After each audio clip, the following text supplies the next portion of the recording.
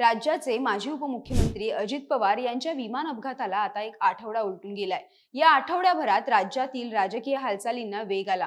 अजित पवार यांच्या पत्नी सुनेत्रा पवार यांनी उपमुख्यमंत्री पदाची शपथ घेतली आणि याचबरोबर पुणे आणि बीड जिल्ह्याचं पालकमंत्री पदाचा कार्यभार स्वीकारला। एकीकडे राजकारणात हे सगळं सुरू असताना दुसऱ्या बाजूला अजित पवार यांच्या अपघाताबद्दल अनेक प्रश्न उपस्थित करण्यात आले। तर्कवितर्कांना उधाण आलं। एवढंच नाही तर अफवांचं वावटळही उठवण्यात आलं। या सगळ्या प्रश्नांची उत्तरं ही अर्थातच चौकशीमधून आणि तपासामधून समोर येणारच आहेत। तत्पूर्वी अजित पवारांच्या विमान अपघाताची चौकशी करण्यासाठी जी समिती नेमण्यात आली होती त्या समितीच्या प्राथमिक अहवालातली माहिती आता समोर येतेय। या अहवालात अपघाताची दोन प्रमुख कारणं तपासातून समोर आल्याचं सांगण्यात आलंय। पण ही कारणं नेमकी आहेत काय? पूर्ण अहवाल कधी समोर येईल आणि तपासातील महत्त्वाचे मुद्दे काय आहेत? या सगळ्या प्रश्नांची उत्तरं जाणून घेऊयात या व्हिडिओतून। नमस्कार, मी अनिशा डुमरे आणि कॅमेऱ्यावर आहेत video journalist Sejal Jadhav. DGCA, AAIB आणि सीआयडी या तपास यंत्रणांकडून अजित पवारांच्या विमान अपघाताची चौकशी सध्या सुरू आहे। डीजीसीए कडून या अपघाताच्या चौकशीसाठी विशेष समितीही नेमण्यात आली आहे। या समितीच्या प्राथमिक तपासातून काही महत्त्वाच्या बाबी समोर आल्या आहेत। यामुळे अपघाताचा प्राथमिक अहवाल समोर आला असून यामध्ये पायलटचा अंदाज चुकल्याचं आणि तांत्रिक बिघाड झाल्याचं प्राथमिक निष्कर्ष नोंदवण्यात आलेत।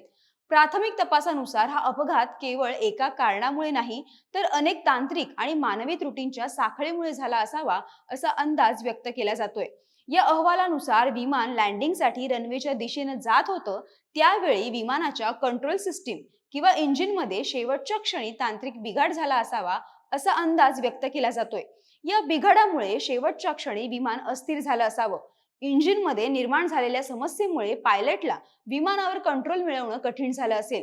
व्हायरल झालेल्या एका सीसीटीव्ही फुटेजमध्ये हे विमान एका बाजूला पलटी झाल्याचं दिसतंय।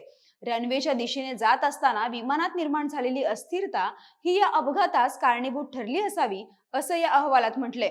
या अहवालातून दुसरं महत्त्वाचं कारण समोर येतंय ते म्हणजे लँडिंगचा अँगल चुकणं। पायलट्सनं एटीसी सोबत जो संवाद साधला होता त्यातून हे समोर आलं होतं की विमानानं लँडिंगचा पहिला प्रयत्न केला होता, पण लो व्हिजिबिलिटीमुळे शेवटच्या क्षणी हा निर्णय बदलण्यात आला। पायलटनं गो अराउंड केलं। आकाशात घिरटा घातल्यानंतर पायलटनं पुन्हा लँडिंगचा प्रयत्न केला, पण पुन्हा लो व्हिजिबिलिटीचा अडथळा निर्माण झाला, जो पायलटनं एटीसीला कळवला देखील होता।